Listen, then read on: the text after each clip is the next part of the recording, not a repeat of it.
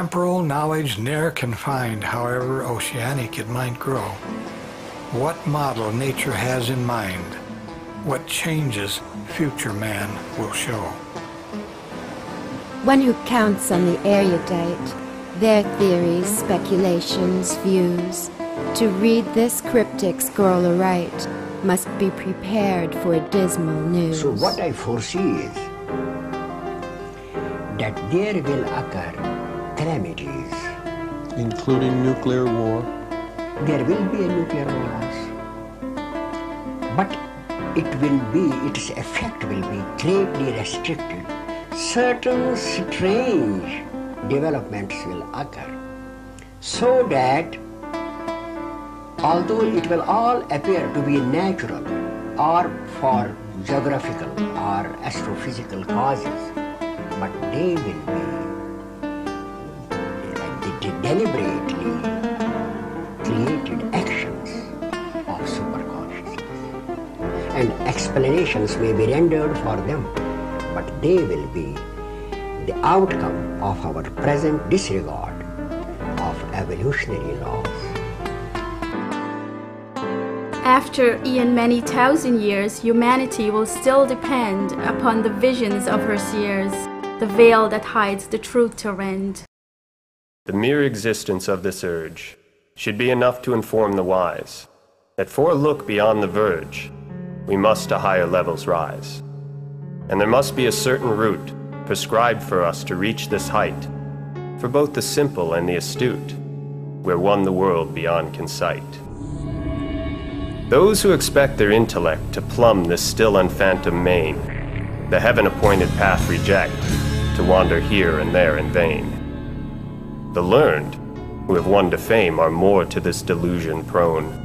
Some e'en think the only name by which the world lives is their own. Until the icy blast of death snuffs out the bloated ego's flame, and gone is with the parting breath the stranger who had built the name, leaving the world to mourn the loss of one still there, intact and whole.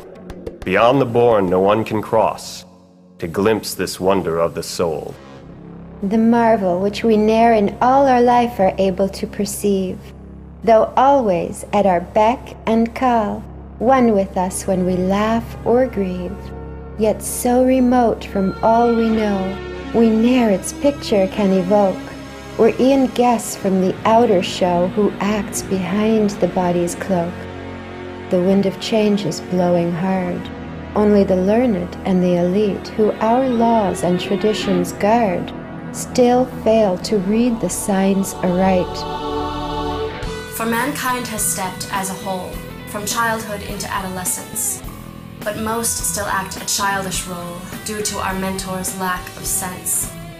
The ills of child delinquency, of drug addiction, drink, and vice, which grow in count and frequency, are warning signs which should suffice to tell us that something is wrong in modern life, to make us pause and look round patiently for long until we hit upon the cause. A war is brewing, as the learned have no idea of nature's plan, to which the bulk their back have turned as arrogantly as they can.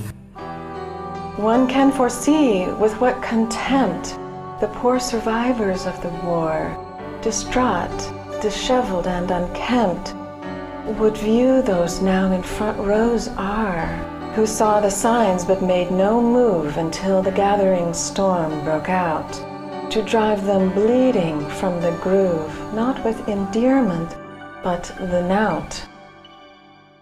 The tendency to violence is not a healthy trait in man, and save from purely self-defense must always be kept under ban. This will teach scholars and the elite, who both now dominate the stage, that there are worlds beyond their sight, unfolded to the illumined sage. The lesson taught shall make it clear on what a vast, gigantic scale nature at times does interfere in those affairs where mortals fail. A competitive humankind, contending for the pride of place, or wealth and assets one can find in other segments of the race, cannot survive, try as she might, for much time in the nuclear age, as contest a fire can ignite, which Earth can lick up with its rage. The only way that can ensure survival is remove the cause, the tempting bait, the catching lure that prompt the use of teeth and claws. There is no harm if some attain to rank or greater share of wealth, but they become luxurious, vain, and prodigal, which ruins health, and sets a bad example for the rest by kindling envy's fire, so that they labor too hard or become corrupt and roll in mire, to have a larger bank account, computer, sailboat, or a car, a plane to fly or horse to mount, delights of free love with a star. Something new, more expensive than the brand or model which they own, a villa on a grander plan, built with the headache of a loan. The very presence, very sight, and e'en existence of this hulk of unrestricted wealth or might is virtual poison for the bulk of mankind, as it generates a competition fierce and keen for these two tempters, which creates a ceaseless battlefront between the toiling masses and the rich, or those who hold the higher grades, for which the former always itch, till slowly hate their heart invades.